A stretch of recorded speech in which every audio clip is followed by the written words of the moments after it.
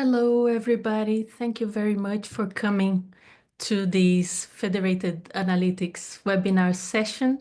Today, we're going to have a presentation from Apheris and led by Britta Srivas and with discussions in the end by Jan Stuk.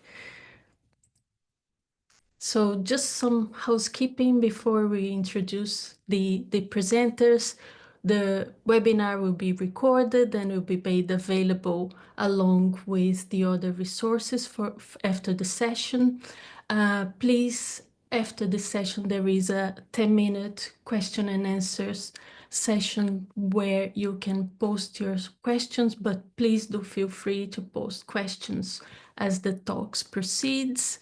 And let's all abide by the HDR values and etiquette. So keep your the questions in the chat, and if you need to interact, be respectful of everybody who is in the audience. So today the agenda, we're just having the welcome and the presentation of the speakers. Then we're going to have an initial talk about Apheris and the questions afterwards. So we're going to start our session with the talk from Britta, but just before we introduce her, please, if you want to find out more about the Federated Analytics initiative and project, please follow the QR codes. We have a mailing list that we keep all members involved up to date with the changes and the new novelties that's coming in the area within the team. And we also have the GitHub discussions for any technical questions that you might have around the area involving both federated analytics and infrastructures that support federated healthcare and data science research in general. We have a webinar series that occurs every 2 months, and the next webinar will be decided soon, and we'll post an advertisement about it. So without any further ado, let's, Britta, whenever you have your slides ready, please share them with us. And Britta leads the customer solutions engineering at Apheris. She works with existing and new customers to deliver value with the Apheris Compute Gateway product. She holds an MSc in scientific computing and has a varied background in commercial and technical roles across a range of industries.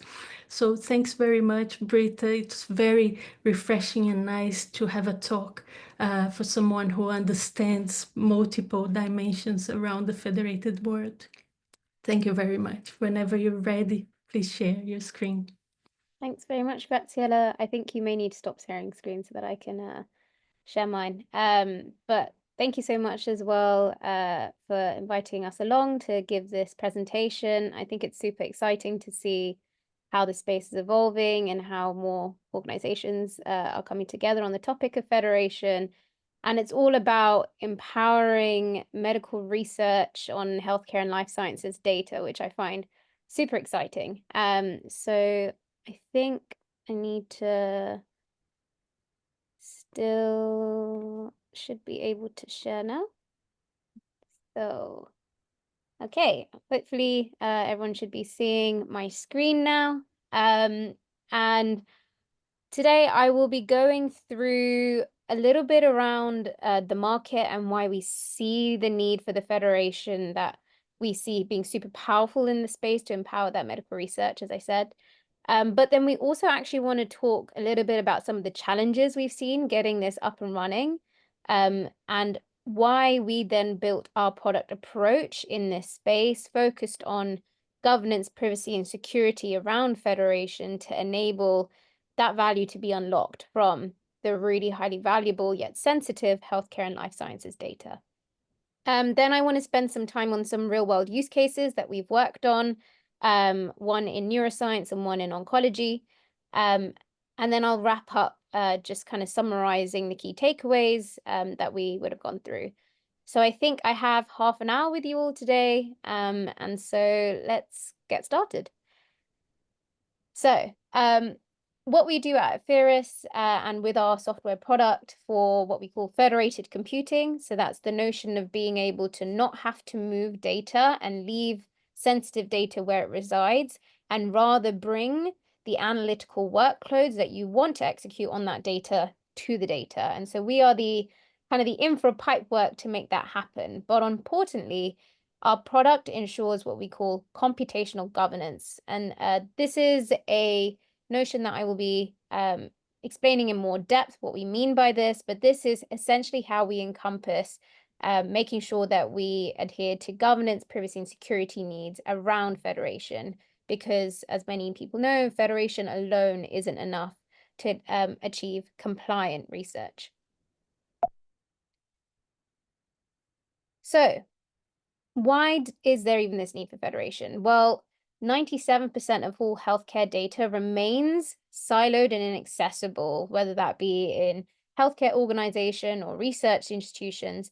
And now the reason why that data can't be shared can be a multiple of reasons that ultimately come down to the sensitivity of the data. That may be because of regulatory reasons, for example, GDPR or various different regulations that hit different geographical regions. It can be due to commercial sensitivity. So also in the life sciences industry, a lot of really valuable data sits in some of these corporates, such as pharmaceutical companies, that could be super valuable if we were able to collaborate on them. And generally, whenever there's anything to do with healthcare and sensitive data, often people who own the data, even if it's not for commercial reasons, for example, healthcare organizations, are very security conscious and want to ensure that they are never giving away any person's personal data. And so that's what motivates the friction in that market to share the data and to be able to create insights. So what we with Apheris have done is built a product that enables researchers to connect to all of that distributed and siloed data in a compliant manner and to be able to run advanced analytics and AI on this. So there are three kind of core areas that our core product, what we call the Apheris Compute Gateway, which I will dive into further later, but is symbolized with these little yellow icons. We're deployed into a couple of different types of areas. The first is directly in hospitals and clinical sites globally. So this is where we then directly work with, for example, some of the best university research hospitals in the world and the really granular and high quality data sets that they've managed to curate themselves. We work with healthcare software and AI companies. So for example, some large, what we call healthcare data aggregators companies, those that aggregate EHR data, multi-omics data, imaging data, all the multimodal data you can imagine in the healthcare industry. And we partner with those specific healthcare companies to deploy our product and make the data that they have available more broadly as well. And lastly, we are actually also directly deployed in some of the largest pharmaceutical companies in the world. Most of the top 5 and top 10 pharma companies we directly work with, and some biotechs. And that enables them to also collaborate on their existing proprietary data with those with other third-party data sources as well. So ultimately, what we're trying to achieve is this connected infrastructure of data in the healthcare and life science industry that can be used to create valuable research. And from the viewpoint of healthcare organizations, they're able to partake in some of the best-in-class research as a result of getting access to this data. Now, that can be kind of in the real-world data, real-world evidence space. So think observational studies, translational research, epidemiology studies, typical real-world evidence, market access, healthcare, and economic outcomes research. These are all typically known real-world data use cases. But on top of that, they also have the ability to partake in more clinical trials because they're able to more easily show the patients that they have available and their ability to meet operational requirements around trials. So then some use cases on trial participation are also empowered for them.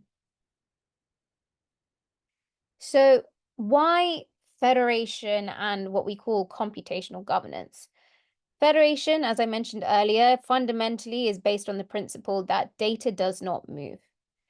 But data not moving and bringing analytics to it alone is not enough to be able to safeguard that data. And that's where our notion of computational governance and the governance, privacy, and security measures we put around those analytical pipelines is how we then enable you to comply with regulation or commercial sensitivity issues. And those two together enable us to connect complementary data across the healthcare and life sciences ecosystem and unlock collaborations for research. So why would we want governed federation in the UK health data space? Well, looking a bit more specifically at the incredible setup we have here with the NHS, with HDR UK doing a lot of great work. I mean, reaching gold standard in patient privacy is what we think federation with computational governance can help the UK health data space achieve. And that goes beyond pseudonymization. Now, I think Ben Oldacre wrote a report around the secure data environments as they were being built out, and speaking to how the current approach of pseudonymization just isn't enough, even in those trusted, secure data environments. And so this is where we find it really exciting to think of the notion of federation across trusted or secure data environments. Now, enabling scalable, frictionless, and repeatable approach for these compliant research workloads is something that we think is super powerful. So not having to think about this whole process from scratch every time you want to do a research proposal or project and work with various different data sources across the UK, the ability to have a platform set up to just get running and going and frictionlessly enable research is what we think is super powerful with this federation approach. And also thinking at the level of collaboration that's empowered by this. Now, this empowers this notion of local governance, so individual regions still being able to govern how their patient data is used and for what research purposes, and yet enabling that data to be connected on not only a national but an international level as well, partnering with global other research institutions as well on these research use cases. And another interesting aspect, which isn't really spoken about so much, but is the ability for the NHS and UK health data organizations to be able to ethically commercialize that data. I mean, in the space of data science, analytics, and machine learning, it's become commonly accepted that data is the real differentiator as more and more of these models and statistical analytical pipelines become commoditized. And so for an institution like the NHS to be able to really take on the power of the data that they hold and be able to ethically enable research and be able to benefit from that themselves as well and commercialize it is something that we think is super interesting. Now, I mentioned that I would kick off with some of the challenges that we've actually already experienced directly working on federated initiatives, and then break down how we decided to build our product in this space. Now, federated data networks are complex to get off the ground, and for a couple of reasons. So trust and compliance is a big one. The ability to get collaborating partners to trust that this technological solution will enable them to reach the level of privacy and security that they require, and also just to contract and agree on the terms of this collaboration can take a while prior to some of the work that we've done. So contracting agreements, addressing compliance requirements, ensuring that federation can be used across multiple partners, and insufficient accountability and governance risk. These are all things that we saw in the market when we came in trying to create more federation around this. There's also high complexity to set up federated networks, and that complexity can come in terms of IT and InfoSec, the high resource requirements around the governance and the project planning of the specific research that wants to be executed, and also in terms of data protection, privacy, IP protection, and also on the data science side, the model interoperability across the various different data sets that you want to get access to. And the third challenge is also for a lot of partners thinking to collaborate on federation, it can be a little bit they can be unsure around what their return on investment will be upfront before they actually give it a go.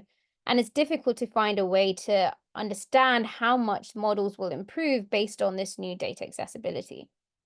And so with all of these things in mind, trust, complexity, and return on investment being questions that we know collaborating partners have in their mind, we built the Apheris product, really doubling down into governance, privacy, and security to enable customers to build trust quickly and collaborate faster, to reduce the complexity of executing these workflows and having a productionized setup around this, and to help them quickly identify what the return on investment can be by being able to quickly test and analyze which models will have what impact on real world data faster. And the federated learning industry is evolving, and so are federated networks. So we have a couple of things that we're seeing in the market that we find super interesting. Ourselves, we put out a piece in Patterns called Toward the Tipping Point in Federated Learning in Healthcare and Life Sciences space. We saw regulatory requirements coming up more and more, especially with EHDS, for example, and thinking through how to address them. We see more adoption of open source federated learning frameworks such as NVIDIA Flare or Flower, and with that comes more data science functionality and model integrations. And also we have a lot of legal and governance structures around federated data networks maturing more and more. And I think the work that HDR UK are doing in this space is particularly interesting. And how we have approached this is we know that federated networks require focus on GovPrivSec to make sure that we can get those rapid approvals and get going faster. We know end-to-end collaboration for federated data science initiatives require really being thoughtful on what are the various steps that are needed in the data science workflow, from harmonization all the way up to model execution and evaluation. And the ability to be robust and flexible with the compute infrastructure that must be deployed wherever the data requires, and to be able to integrate into whatever open source or data science workflows that those specific parties work with.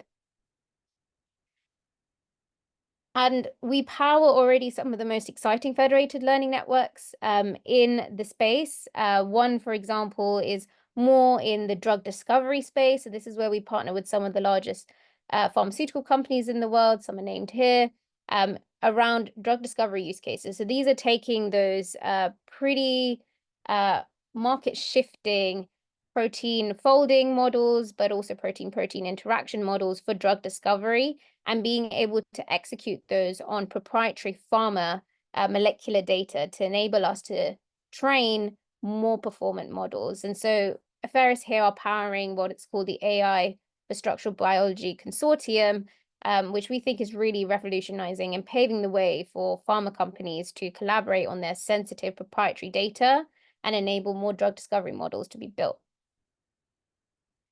Now, let's start jumping deeper into what I've been saying from the start is our product and our approach for governance, privacy, and security around federation. And I will circle back around to a few more use cases on the real world data space as well.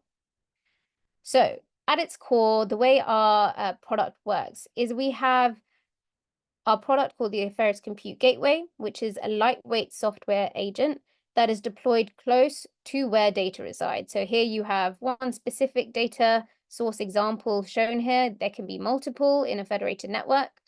And you will have on one side the data owners and the custodians of that data that will manage how that data is used.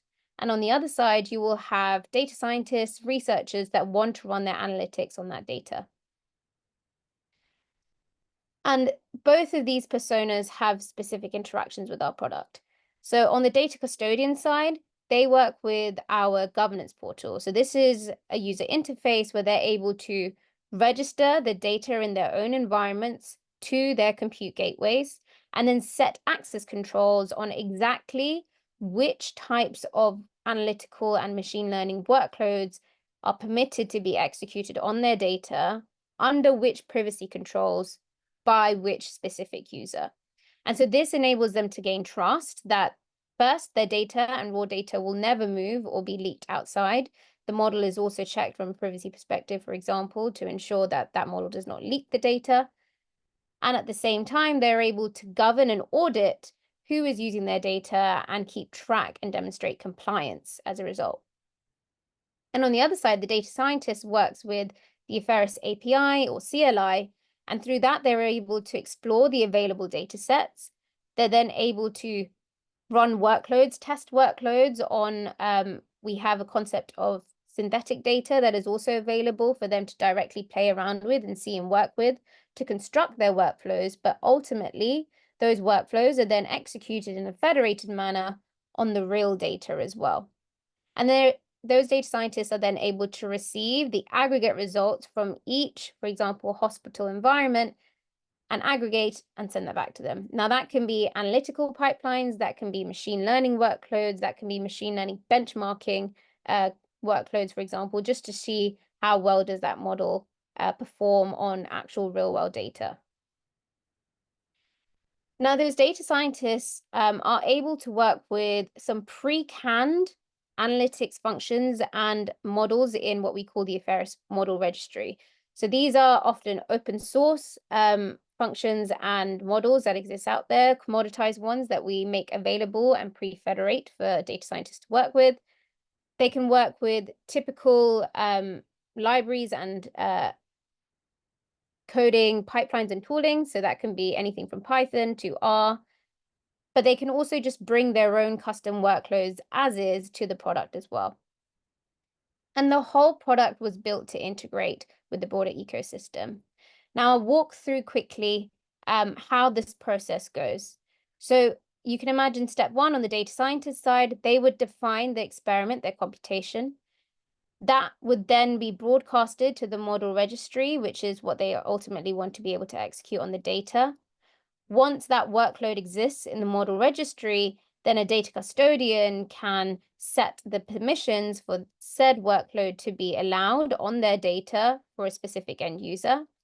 And once the data custodian signs off on this, the data scientist is able to automatically submit jobs and have those automatically verified, validated by the gateway with privacy validation as well. And then they get the results returned back to them. And this whole product and process we've designed to be integrated into the existing ecosystem.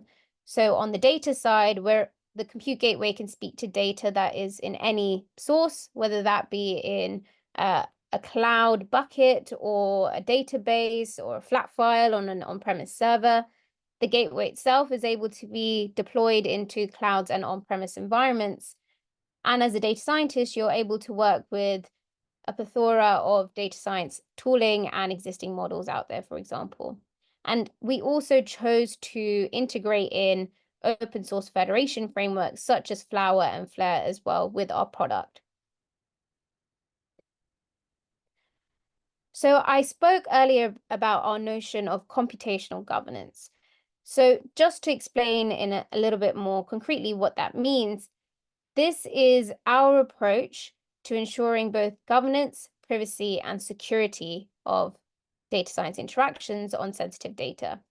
So on a security perspective, we have a secure federated architecture that is pen tested by the best of the best in Europe. And that really ensures that raw data never leaks. And so this fundamental notion of data never moves and is secured with federation is a core component of that. The second is around the privacy of the actual analytical workloads that are being executed on that data. So the data never moving is one piece, but ensuring that the results that are returned back to the data scientists are also privacy preserving.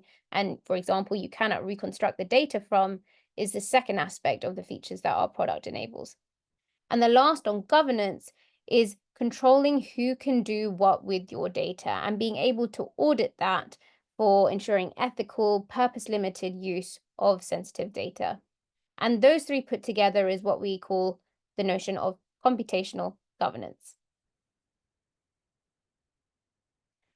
Diving a little deeper into the technical behind the hoods of how the compute gateway works. So within the data environment, so this is the data bucket that would just already exist in the data custodian's environment. The compute gateway is then the yellow region, essentially a Kubernetes cluster that is deployed into that same environment. And the compute gateway has a core agent that's almost like the master orchestrator, and it's lightweight service that is always on and polling and listening out for specific analytical workloads for itself. Once there is a validated workflow that hits that specific gateway in a specific data custodian's environment, then it spawns out compute pods. These are scalable to then execute the specific analytical workloads. But importantly, we have what we call the data access layer that also safeguards the data from any compute workload in the gateway. And this data access layer is an additional source of validation checks and to ensure that only data that is required for a specific workload that is authorized is then used for a specific computational workload. And as mentioned, the gateway can be deployed across all the major cloud providers and also in on-premise servers. And we take an approach that's very flexible in delivering the gateway. So there's a couple of different deployment options. You can either have some cloud native options. For example, if you're working in AWS, we have Terraform templates, but a lot of our customers actually just work with our packaged installer, which can then just be installed in any single VM environment, whether that be on-prem or in the cloud, to then pull in all the necessary dependencies. Now, if you already work directly with Kubernetes, then you can also, of course, take our Helm charts and directly deploy those too. And we've worked very hard to bring the compute gateway deployment times down to less than an hour.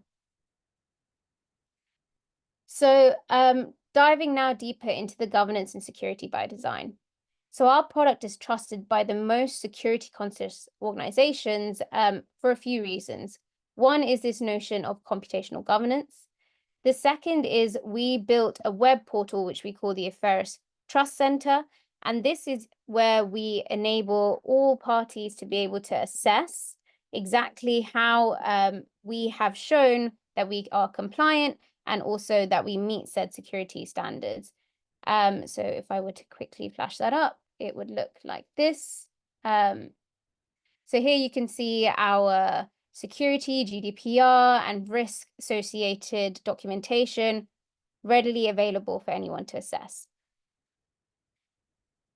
We are also certifiably secure, so I'll dive deeper a little bit into that. So we had some lawyers review our product, and we were able to show for specific pipelines and workloads that for input data, whilst that may be personal data and often pseudonymized and subject to GDPR, and therefore hence the notions of data residency, purpose limitation, and traceability are important, the output and insight that the model delivers can be deemed relatively anonymous, which is a specific GDPR term, that then gives you the notion that you no longer need to apply the same stringent levels to the resultant outputs. And that means that as a data scientist, you're able to work on that research results and those outputs a little more freely and to be able to take those research a further step forward. We also at Apheris look closely at some key principles, and one of those key principles is the 5 safes. So we're also able to show that our product is able to enable safe projects, safe data, safe settings, safe outputs, and safe user and people. So on the projects level, a data custodian controls via asset policies which users from which organizations are allowed to run which computation. On a safe data perspective, only sensitive data that is explicitly allowed is made accessible to the environment where computations happen. On safe settings, the environment itself, where the computations happen, is ensured that it is secure and very reduced permissions are allowed to minimize the risk of data leakage. On safe outputs, custodians, again, via the asset policies that they configure, controlled what is returned, and the results can be aggregated across gateways, and privacy controls can be applied to those outputs to ensure that, for example, by adding noise or rounding the results, that those results are not leaking of the data. And finally, safe users and people. So any request by a user is always validated and verified by the gateway, as mentioned earlier. Another core set of principles that we abide by is GA for GH. So we at Apheris recently announced that we are now an organizational member of GA4GH, and our product fundamentally supports the core principles of ethical data collaboration. So on the data collaboration front, obviously that's made possible via Federation as an underpinning technology.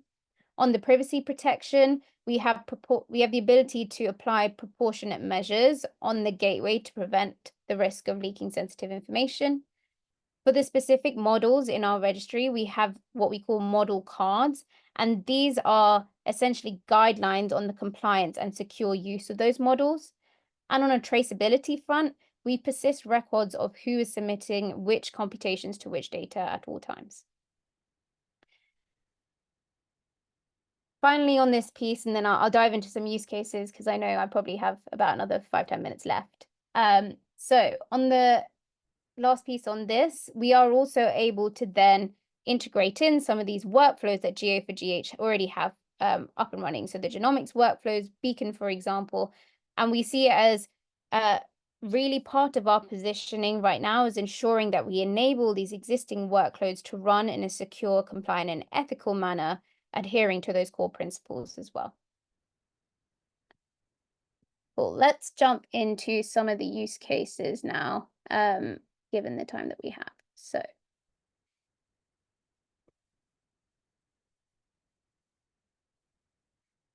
So the first use case I wanted to speak through was one in the neuroscience space. So here, a large pharmaceutical company and top-tier university research hospitals from Europe to US to Canada collaborated together to create a federated research data platform in the neuroscience space. Now, this included multimodal data, so that included real-world data similar to EHR records, some clinical data from the pharmaceutical side, but also some imaging data in the form of MRI scans of those specific neuro patients. The types of use cases that are then executed with this established collaboration include typical real-world evidence stuff, disease progression and treatment sequencing analysis, but also the ability to now benchmark some diagnostic algorithms, essentially. So MRI lesion detection algorithms are also being benchmarked on the real-world data that exists in these university research hospitals.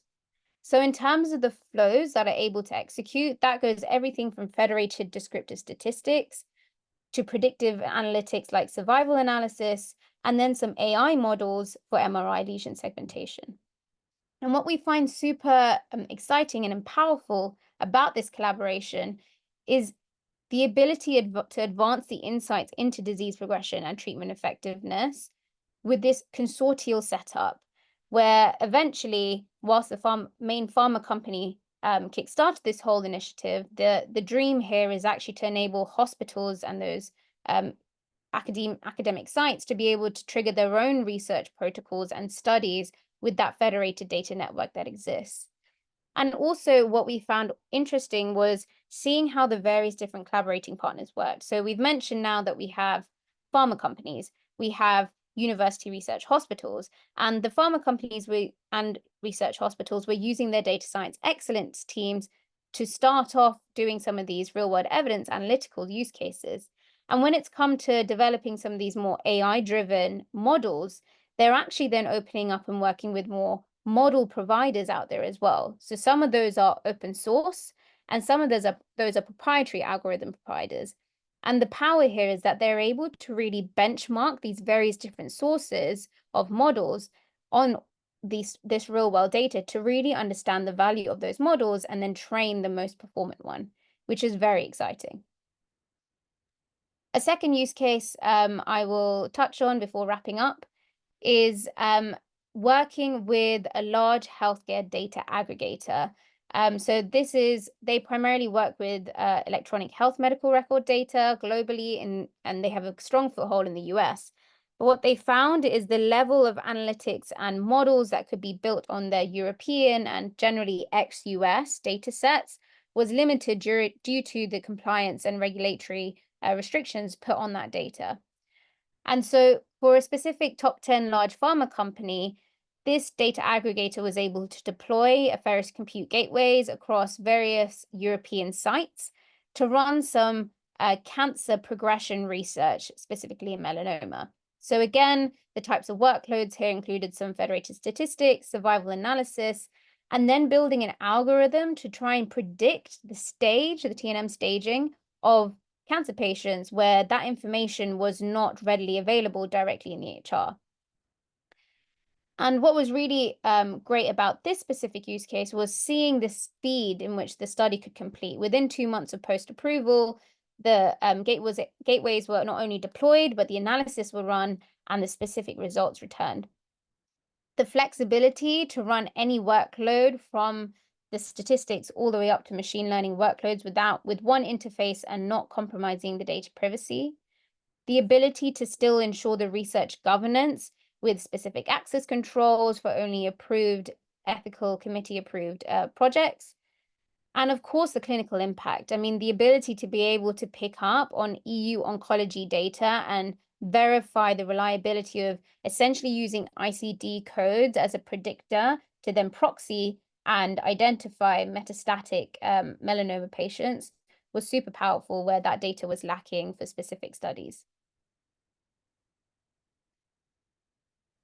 Summarizing, I would say the notion of federation with computational governance is really able to power advanced analytics and machine learning collaborations across various different parties in the healthcare and life sciences industry, whether that's healthcare organizations, academia, and also in industry. And altogether, this enables us, just to recap, to reach that gold standard of patient privacy, enable the scalable research platform that enables us to get going and not be blocked by the regulatory needs, and empowers collaboration across various different, I call them levels of abstraction, from local to national to international, all with a consistent way of communicating with each other through the Apheris platform, and yet with the ability to work with diverse data sets, with diverse models, all through the same platform. And as I mentioned, empowering those data owners and healthcare organizations to take control of that data, to enable it to be used for valuable medical research and to be able to control for themselves and then reap the benefits of that research being created out there. I think that gives us 10-15 minutes to open up for questions, and happy to answer any that have come through. Thank you very much. So for the questions, I'll be joined by Jan, who I've introduced before, and also Marie, who is the brand and demand generation manager in Apheris. Thank you very much, Britta. The talk has been excellent. I have one question to start, and there are a few questions as well in the chat. One of the main concerns around federated learning in healthcare have to do with data security from the point of view of having a control of the nodes that you are adding to the federation. So what are the security protocols that you have to allow a node to join the federation? Yeah, so I think what, and maybe actually putting a visual up will help describe this, but ultimately, as a additional node in a network, you are able to control which other nodes you make communicatable or connected to your own. So it's not the notion that you add a new gateway into a network and all of a sudden now that gateway has the ability to communicate with another gateway directly. Actually, this is exactly the type of control we give to the data custodians of those gateways. They are able to control which other end users can access their data and therefore which pipelines can execute on their data. And so I think a fundamental core concept here is egress. So the fact that the gateway, it was always communicating outwards. It is not something that comes into the gateway. The gateway chooses what it receives, what type of request it receives from whom. And that's a core fundamental security feature. Of course, we then also have the secure protocols around it, like using TLS, HTTPS. But I think fundamentally by design, those gateways are designed to be able to control who they communicate with. And adding a new node to the network does not change how an existing gateway is able to communicate with them or not. That is always under the control of the custodian of that gateway. Okay, and is the data custodian also responsible to define which model they want and which sort of model aggregation they will use for their federated learning, or is it controlled by the gateway itself? So the data custodian with our UI is able to choose which specific models and architectures are allowed to run on their gateway. It's then up to the data scientist to then use the specific allowed, whether that's aggregation functions or models, to their however they deem fit for their specific workload. So might actually be useful if I quickly flash up what it is exactly that the data custodian works with our governance portal, so you can get a bit of a gist of this. Just load it up real quick. But feel free to ask any further questions whilst that loads. There are a few questions in the Q&A. So what packaging format do you use for exchanging data objects? For example, queries, models, results between the data scientists and the compute gateways. And how flexible is that?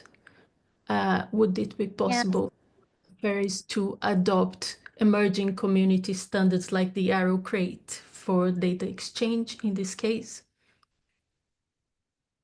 So I didn't understand the... Maybe I can take this, Britta.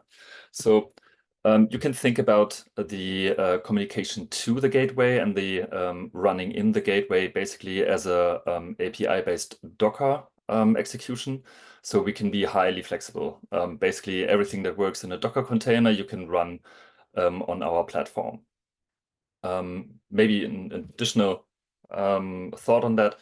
The compute gateway in Apheris also allows that you can perform data pre-processing. So if you need a different data structure to have a harmonized structure across different sites when you run it in a federated manner, this is also no problem for Apheris. And you can also then store these intermediate formats as we call it derived data sets. So you then have a persisted version of the new structure of a data set that you can then run your workloads against. Hey, thank you. One other question is, how was the statistical disclosure control practically applied in the use case scenarios that you presented with survival analysis? Yep, I can answer that. And I think actually showing the UI of exactly how we implemented some of the statistical disclosure control privacy mechanisms as well would be helpful to see. So this is the Apheris governance portal. So this is what the data custodian would see when they're managing their data sets. Essentially a couple of key tabs. One is where they register their data set. The second is where they apply these asset policies. And the third is where they inspect specific compute workloads that are hitting their data sets. Now, in terms of how they would set up these policies, so I'll skip through a couple of these sets. Let's just choose an existing data set, for example. From there, if you were to select a model, so this is essentially the core piece here. So let's just take the statistics model as an example. You're then able to say which specific functions and groups are allowed to be executed. So we have, for example, various aggregation functions. We have specific statistics. You can apply function groups now, and that includes some survival analysis as well. Now, for ease, let's say all of those functions that are implemented are allowed. Now, here's how you are applying specific privacy mechanisms, in this case for statistics. So in the statistical disclosure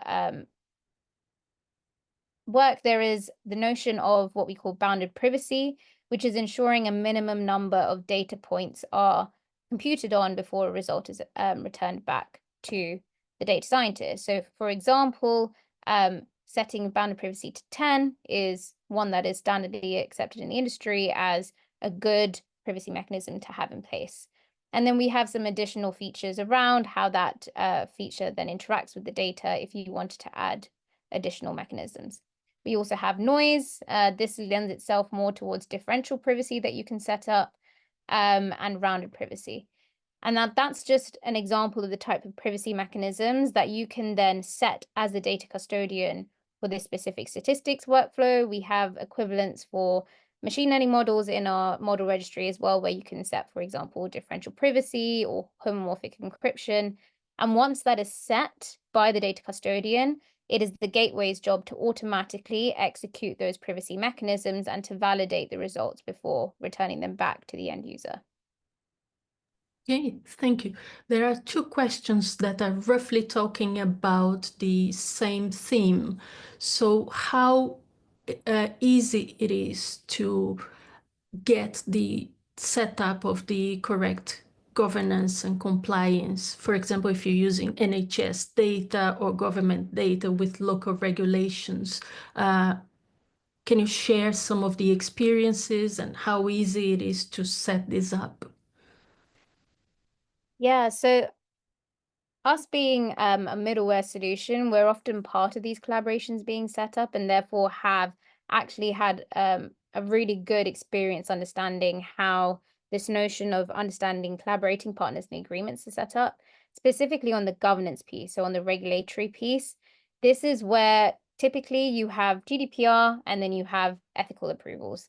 Now, on the GDPR front, this is where we have, as mentioned in our trust center, openly available documentation that shows how our product enables you to be GDPR compliant and how to set up settings such as I showed you in the asset policies to do so. And this is exactly what our product is geared behind. So for each model, we have specific recommendations as well in the model registry on how to use that model in a compliant manner and how to enable access to that model on your data in a compliant manner. So that's one. That's the GDPR regulatory piece. But the second is then for specific research, you often have medical research, you often have the process of ethical approvals. Actually, a lot of ethical approvals where data resides in health organizations are often to do with GDPR and privacy, patient privacy, but also just fundamentally the science. And so we find that actually the process of showing the GDPR standards being held, but also the ability to strongly govern who is doing what within that project and ensure only those workloads for that purpose are executed on the data, then also streamlines the ethical approval. So what we can't solve is the science ethical and what they think should happen, and that's usually the piece that continues to happen. But the rest is then ensuring that patient privacy is not leaked and that the purpose that is agreed on in that approval is exactly what is executed. And so that's how we've been able to streamline the whole process around governance of specific medical research use cases. Thank you, Britta. A couple of questions. So there is a question of how is the best way for academics to get involved with Apheris. So is there an open source version of the tool or a research focused version of the tool? How those collaborations could take place? I think I can hand this one to Jan because I know you're working on this now. Yeah, so we are working with open source as our federation engines. So we run NVIDIA Flare under the hood for once, but we want to be a federation engine agnostic. So soon we will also implement the friendly Flower Federation learning network. Our product documentation is open, so you can just go to our website, apheris.com, and access the latest documentation there. Further projects are also in our pipeline, which I'm not allowed to talk or not at the liberty to talk too much about that yet. But soon enough, we will also publish more on that front. Okay. Yeah. And if you're a researcher that's interested in running your own federated workload or research project, just email out to us. We're very excited to partner with academia, and so we can definitely look into more favorable setup and obviously not the same high costs that a corporate partner might have. One final question. So a discussion that we tend to have a lot in the FedA community within HDR UK is about establishing or providing security passports, either for data custodians or the data sets themselves or different nodes. So is there any mechanism implemented in Apheris to check the identity of the data scientists or the stakeholders that are periodically interacting with the system, just to make sure that there's no risk of poisoning or changes in data set that might affect the aggregation of the models? Yes, so that's one of the core security features we have is this notion of users with set permissions and levels of access, but then also the fact that a data custodian within the asset policy also decides exactly which registered user to the Apheris product is enabled to run which workloads. And then this information is validated and verified at the gateway level. So the gateway will then check specifically which data scientist or which user is trying to access the data, but also where is that coming from? Which instance of use of the product and the API is that request coming from, and is that validated? Lovely. Thank you very much. We have no further questions, so just like to thank Britta, Jan, and Marie for coming over. I think this session has been great, and thanks everybody from the audience for joining us and for the questions that were sent. And hopefully I'll see each other again in the next seminar series. Please keep an eye on HDR channels of communication for the next theme. Thank you. Thanks for having us. Thanks. Take care.